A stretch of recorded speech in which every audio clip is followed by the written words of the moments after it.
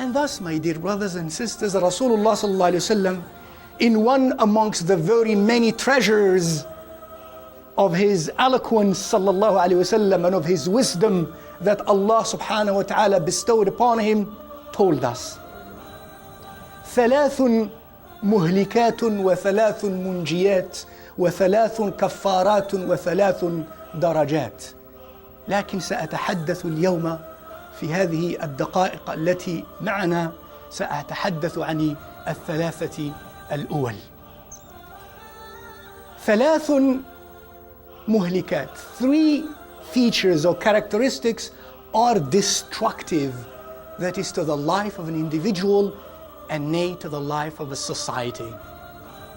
In other words, if any of these features are part of our characteristics, then it is on the way of destruction that we are headed. Self-destruction before destruction of others. Sallallahu alayhi wa alihi wa sahbihi wa sallam says, describing those three: one, شح مطاع. اثنان, هوى متبع. الثالث, وإعجاب المرء بنفسه. شح مطاع. What does shuh mean? Shuh is the inner state inside of you or inside of me that is characterized by keeping, by holding, by not sharing, by preferring to own and to keep rather than to give. That state of the inner self. And then when it is obeyed, it becomes bukhl. When that inner state called shuh, as I described, is obeyed externally, it becomes greed or miserliness at the external level.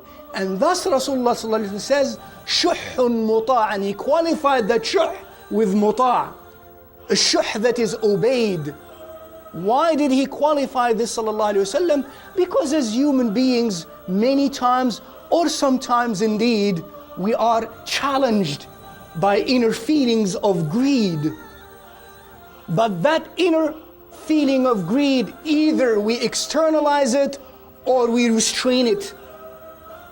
Restraining it is an act of righteousness, is an act of maturity, is an act of wisdom, is an act of consciousness of Allah subhanahu wa ta'ala, is an act of fear from Allah Azza wa Jal, is an act of love for Allah Azza wa Jal, is an act of consciousness of what awaits me.